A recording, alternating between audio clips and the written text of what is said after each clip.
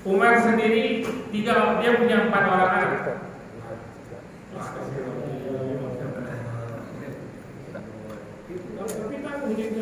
Enggak apa-apa. Umar punya 4 orang anak. 3 orang anaknya, Jum'ah, Haris dengan Atik, mati ketika perang Badar. Nah, yang hidup yang ditawan 1 orang yaitu Uhaid. Ya, nama anaknya Uhaid yang gak mati tapi ditawan. Suatu hari setelah selesai perang Badar kan balik ke Madinah nih. Maka suatu hari dia duduk-duduk dengan Sofwan bin Umayyah bin Khalaf. Sofwan, ingat Pak? Umayyah bin Khalaf ingat? Siapa Pak Umayyah bin Khalaf? Lupa. Majikannya Bilal. Ingat ya? Nah, Umayyah bin Khalaf ini punya anak namanya Sofwan bin Umayyah bin Khalaf. Sofwan ini dengan Umayyah bin Wahab ini sepupuan, saudara. Ya, sepupuan. Mereka lagi duduk di Hijr. Bukan Hijr Ismail tapi di satu tempat gitu ya. Di mana orang-orang Quraisy biasanya duduk di situ kalau berbicara sesuatu hal yang strategis gitu. Lagi duduk di sana dengan Sofwan. Kata Sofwan, sedih sekali kita. Ya, sedih sekali kita kalah di perang Badar. Ayahku mati, anakmu 3 mati. Ya, jadi mengutarakan kesedihan mereka, berkisah tentang kesedihan. Kemudian kata Umar, wahai sepupuku, ya, ke Sofwan, wahai sepupuku, kalau bukan karena hutang dan tanggungan keluarga, aku pasti akan datang ke Madinah akan membunuh Muhammad. Ini sebuah keinginan Umar gitu ya, ingin membunuh Nabi gitu, balas dendam. Karena dia merasa anaknya sudah 3 mati. Kemudian Sofwan nyambut nih permintaan Umar. Wahai Umar, kalau begitu hutang-hutangku,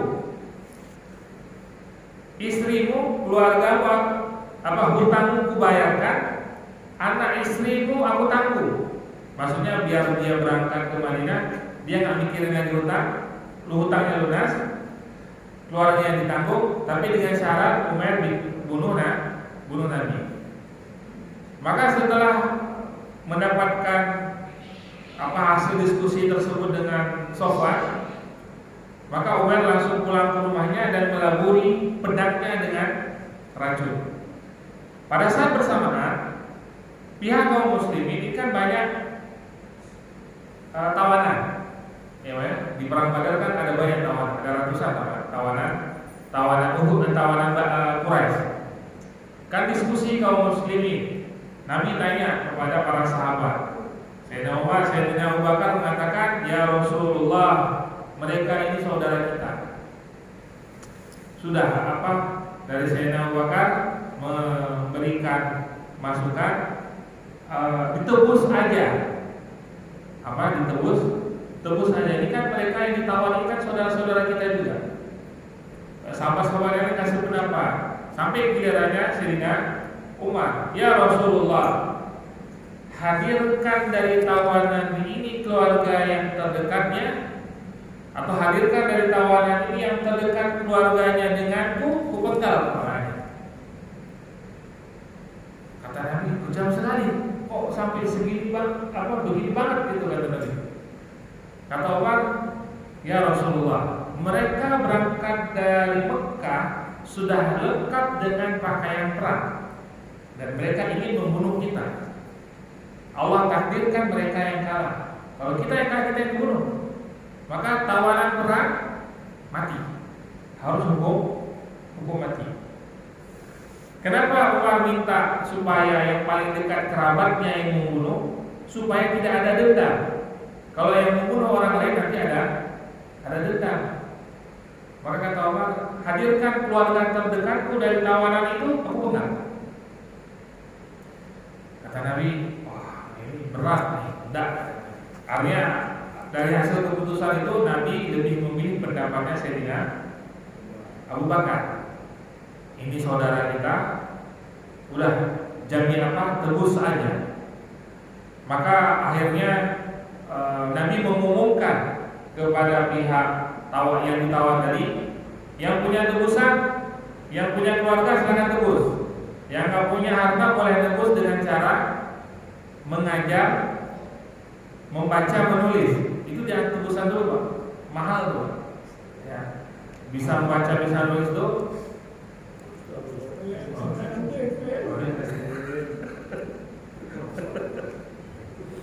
Nah, maka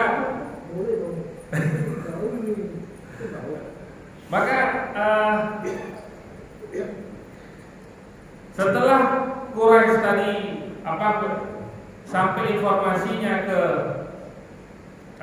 setelah mendapatkan keputusan begitu, yang ditawan langsung menginfokan ke keluarganya yang ada di Mekah. Namun besok paginya setelah keputusan itu diambil, besok paginya sebelum sholat subuh, ketika Umar datang ke masjid mendapati Nabi dengan Sayyidina Abu Bakar sedang menangis. Kata Sayyidina Umar, "Ya Rasulullah, ya apa yang menyebabkan Anda menangis? Sampaikan kepada saya supaya saya bisa nangis juga."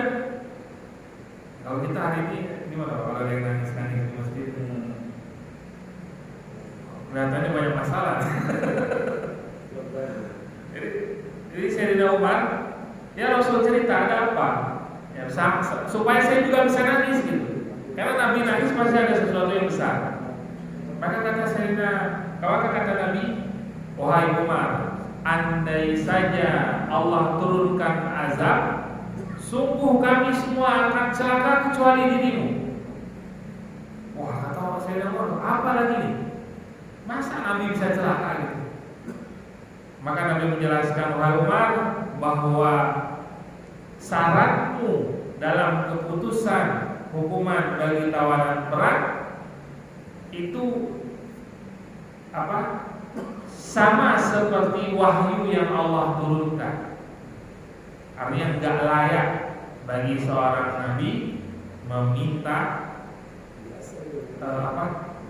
tebusan bagi tawanan perang. Itu teguran Allah kepada Nabi. Maka itulah ya, Sayyidina Umar banyak kalimat ucapan-ucapan beliau yang nanti jadi wahyu ya, banyak wahyu. Udah kita kisahkan banyak ya. Maka karena keputusan itu sudah keluar kan nggak mungkin narik, nggak mungkin Nabi hari ini sudah ambil keputusan besok membatalkan. Ya sudah, berarti Allah sudah memaafkan Nabi. Tapi keputusan yang sudah diambil itu tetap berjalan. Nah, Umar bin Wahab tadi mengambil kesempatan ketika orang Mekah akan datang ke Madinah untuk membuat tebusan, memberikan tebusan. Umar ini ingin dobrak, ingin ngikut-ngikut, ya. Nanti ketika sampai di Madinah ambil kesempatan bunuh Nabi. Cuma dia lupa. Jadi orang masa itu ada adat gitu, ada adat kalau makai pedang taruh untuk gaya-gayaan itu taruhnya di depan. Itu buat gaya-gayaan. Yang maksudnya ada pedang gitu. Kalau untuk jaga-jaga artinya ini perang tapi buat pengawal gitu ya. Itu taruh pedangnya di kiri kanan, ya, antara kanan atau antara kanan dan kiri. Kalau taruh pedang di belakang, itu memang udah bunuh orang, mau bunuh orang. Nah, Umar lupa dia. Pas berangkat itu dia taruh pedang di belakang, karena kan memang dia ingin niatnya bunuh Nabi.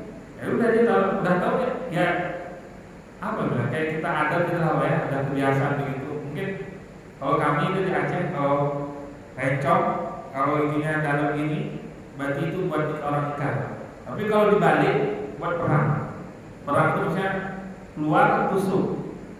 Kalau gagangnya itu melengkung ke dalam, berarti untuk damai, datang untuk damai. Tapi kalau udah dibalik kepalanya, datang siap perang. Apa sinyal-sinyal begitu kadang kita nggak paham. Nah ini sama begitu ada maksudnya. Maka Umar tadi setelah ikut barengan dengan keluarga yang dari Mekah berangkat membawa tebusan untuk menebus keluarganya yang ditawan di Madinah. Kebetulan ketika dia masuk ke kota Madinah, yang sedang jaga pintu kota Madinah itu Sayyidina Umar bin Khattab. Maka ketika Sayyidina Umar melihat Umar, langsung kata Sayyidina Umar, ini setannya Quraisy sudah datang. Kamu datang sungguh siapa enggak? Kata Sayyidina Umar. Kata Umar, kenapa aku dibunuh? Aku kan ingin tebus anakku yang ditawan. Dia beralasan kalau ingin tebus anaknya yang ditawan. Tapi oleh Sayyidina Umar nggak percaya, ini oleh setannya Quraisy nggak mungkin kesini hanya untuk baik, pasti buruk nih. Maka oleh Sayyidina Umar lehernya dicekek, Pak. Dicekek, dibawa ke hadapan Nabi. Dibawa ke hadapan Nabi. Setelah sampai di hadapan Nabi, Nabi nanya nih, sampai depan Nabi dilepas kepalanya Umar. Nabi nanya, wahai Umar, apa tujuanmu datang ke sini? Ya tujuanku datang ke sini pengen nebus anak saya. Terus Nabi nanya lagi, wahai Umar, orang yang mau nebus datang anaknya ke sini itu mereka membawa harta, sedangkan kamu yang kamu bawa cuma pedang.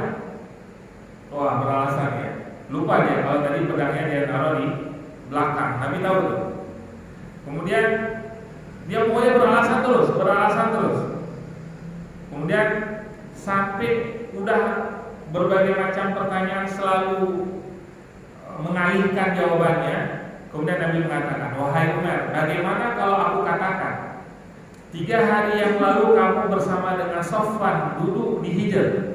Di sana kata Safwan bahwa alangkah sedihnya kita, ayahku mati, anakmu mati. Dan engkau katakan, andai kata aku tidak punya hutang dan tidak punya tanggungan untuk anak istriku, maka sungguh aku akan bunuh Muhammad. Dan engkau pulang ke rumahmu mengambil pedang, engkau olesi pedangmu dengan racun. Gak bisa bicara lagi. Umar sambil tertunduk, kemudian gak berapa lama langsung dia mengucap syahadat, asyhadu an la ilaha illallah wa asyhadu anna Muhammadar Rasulullah. Kenapa? Karena tidak ada satupun yang tahu pembicaraan itu kecuali dia dengan Safwan. Maka itu sudah pasti Allah yang menyampaikan info tersebut kepada Rasulnya. Maka Umar bin Wahab masuk Islam karena ketahuan itu tadi. Maka setelah masuk Islam, ini kan karena orang banyak pada datang ke Madinah ya, ingin nebus keluarganya. Beberapa sahabat itu nggak ada yang tahu kenapa dia kok tiba-tiba masuk Islam. Ya. Yang tahu persis, yang dekat-dekat Nabi di situ ada Sayyidina Abu Bakar, Sayyidina Umar. Itu beliau tahu persis tentang kisahnya dia masuk Islam. Setelah masuk Umar dari masuk Islam, Abu Safwan di Madinah, di Mekah, dia kan ini menggantikan ayahnya Umayyah bin Khalaf. Ayahnya kan pembesar para Quraisy. Abu Jahal bagi Ikrimah bin Abi Jahal, ya, yang menggantikan pimpinan sukunya, ya, sebagai perwakilan di Darun Nadwa. Kan di dekat Ka'bah itu ada posisi di mana di situ ada diwan Darun Nadwa, tempat di mana orang-orang pembesar Quraisy sering diskusi gitu. Nah, Safwan mengatakan kepada orang-orang Quraisy, tunggulah berita beberapa hari lagi, kita akan mendapatkan kabar gembira. Karena Safwan menganggap Umar pasti berhasil bunuh Nabi. Maka dia katakan pasti nanti kita akan ada kabar gembira. Maka sehari, 2 hari, seminggu itu berselang, yang tadi ngambil tawanan Quraisy yang berangkat ke Madinah ngambil keluarga, tebus keluarga, udah mulai pulang nih. wahai Quraisy, ada berita apa di Madinah? Kita kalah perang, Badar, kita kalah perang Badar. Ya, apa lagi yang lain? Ya, ayahmu mati. Ya, tahu ayahmu mati. Apa lagi? Ya, semuanya tahu. Ada yang lain kan? Tidak ada. Yang dia ingin dapat info apa, Pak? Nabi Muhammad meninggal. Yang bikin dia dapat info, Nabi Muhammad meninggal karena Umar udah ke sana udah lama. Kok belum ada info itu? Gitu. Dia berharap ada info itu. Maka semua orang yang datang ditanya semuanya. Sampai akhirnya dia nanya, terus Umar di mana Umar? Umar ada di Madinah. Dan mereka nggak tahu kalau Umar sudah masuk Islam. Ya, nggak ada yang tahu karena dia udah habis masuk Islam, belajar Islam dengan Nabi. Maka setelah agak lama berselang, Umar minta izin kepada Rasulullah, ya Rasulullah, izinkan saya kembali ke kota Mekah untuk aku dakwahi keluargaku. Maka diizinkan oleh Nabi, berangkatlah Umar kembali ke kota Mekah. Sampai di kota Mekah, dia langsung bertemu dengan Safwan. Kata Safwan, bagaimana kabar saudaraku? Gimana, berhasil kan? Dia berharap Umar ini udah menjalankan tugasnya. Maka kata Umar, wahai Safwan, bertobatlah engkau, ya masuklah Islam, asyhadu an la ilaha illallah. Safwan langsung marah seketika itu karena dia enggak ada tanggung-tanggung hutang, enggak ada bayar hutang, enggak ada tanggung-tanggung keluarga, bayar sendiri. Kata Safwan karena kesel ya. Tadi kan dia janji di awal kalau Umar berhasil dia bayarin hutang, dia tanggung keluarganya. Maka kata Safwan enggak ada bayar hutang. Ya, tapi karena ini masih saudara, mereka Safwan nggak sampai menyiksa Umar. Maka kisah Umar nggak banyak diceritakan kiprah beliau dalam peperangan. Yang paling cukup menonjol dari kiprah beliau dari kisah tadi, yaitu bahwa Umar ini adalah setannya Quraisy. Ya, ketika beliau awal masuk Islam. Kemudian di antara kiprah lainnya yang terakhir adalah ketika melihat istrinya Ikrimah bin Abi Jahal meminta jaminan kepada Rasulullah untuk mengizinkan dia mengajak suaminya Ikrimah untuk masuk Islam, sampai Ikrimah masuk Islam. Maka melihat perbuatan itu, Umar pun meminta izin kepada Rasul, ya Rasulullah, izinkan aku untuk mengislamkan Safwan, mengislamkan Safwan. Karena dia melihat istrinya Ikrimah bisa membawa pulang Ikrimah untuk masuk Islam. Maka setelah Umar diizinkan oleh Rasul, kata Umar kepada Nabi, ya Rasulullah, berikan aku bukti atau jaminan, ya jaminan jangan sampai nanti ketika Safwan aku ajak ke kota Madinah malah dibunuh. Maka Nabi memberikan imamah beliau kepada Safwan. Kemudian Safwan langsung mencari informasi terkait Umar langsung mencari informasi terkait Safwan, karena ini kan mereka saudara sepupu. Setelah mendapatkan informasi tentang Safwan, langsung Safwan itu dibawa ke kota Madinah. Setibanya di kota Madinah langsung ketemu dengan Nabi Safwan. Setelah ketemu dengan Nabi, masih dari atas tunggangannya, wahai Muhammad, apa jaminanmu untukku? Maka kata Nabi, wahai Safwan, aku jaminkan engkau selama 4 bulan di Madinah. Engkau harus masuk Islam, tapi kamu boleh tinggal di kota Madinah, tapi 4 bulan. Setelah 4 bulan putuskan, kalau masuk Islam, tinggallah di kota Madinah, kalau enggak keluar. Maka 4 bulan itu sebagai jaminan dari Rasulullah. Maka Safwan ini adalah dia dia punya pabrik pembuat senjata. Ya, kalau kita hari ini pindad, punya pindad, dan ini bukan senjata kecil-kecilan, besar nih. Dia punya usaha besar. Ya. Maka Safwan belum masuk Islam, awal dia tinggal di Madinah. Sampai kurang lebih beberapa tahun setelah beberapa bulan ya, berapa bulan mungkin di kota Madinah ya, sebelum 4 bulan itu sampai, itu Nabi mengajak para sahabat untuk jihad ke Hunain. Ya, untuk jihad ke Hunain. Kan Nabi kalau dalam perang yang Nabi sampaikan kemana tujuannya itu kan cuma 2, perang Tabuk sama perang Hunain. Perang yang lain enggak. Fatul Mekah, perang Tabuk dengan perang Khaybar. Kalau Hunain ini kan sampai juga, maaf. Perang Hunain kan berhadapan dengan kaum Hawazin, diperangi setelah Fatul Mekah. Itu siapa? Hunain ini. Ya kan yang strategi Nabi ketika akan Fatul Mekah kan, beliau seakan-akan mengajak pasukan muslimin awalnya ke arah Hunain, ya ke suku Hawazin. Tapi sampai di sana bermanuver langsung masuk ke kota Mekah. Nah, ketika perang Hunain, Nabi mengumpulkan ada 12.000 pasukan, 10.000 pasukan itu sudah dilengkapi dengan semua senjata perang. Nah, tinggal 2.000 lagi tidak ada senjatanya. Maka Nabi datang kepada Sofwan, meminta dia untuk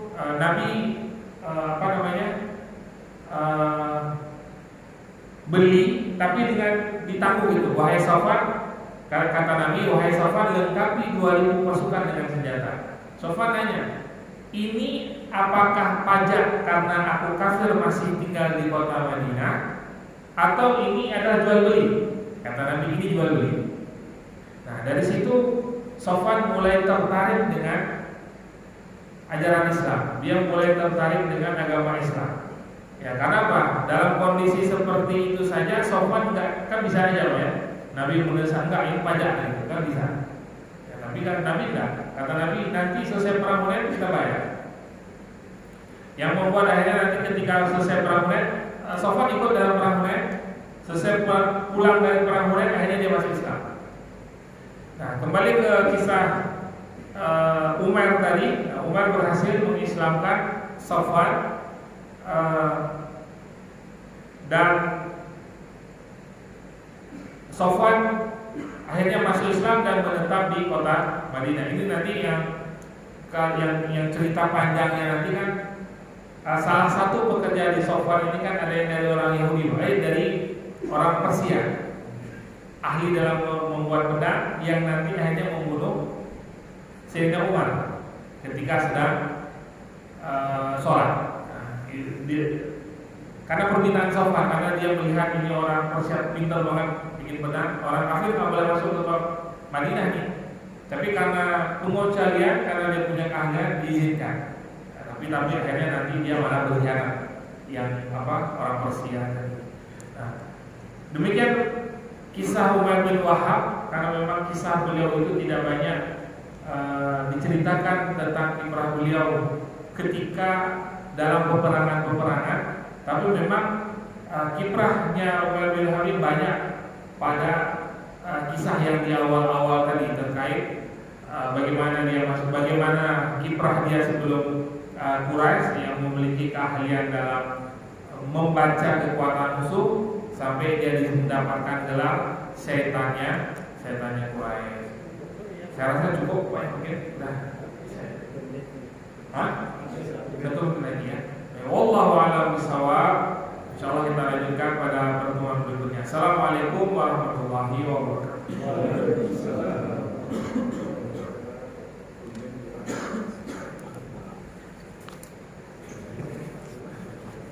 Kurang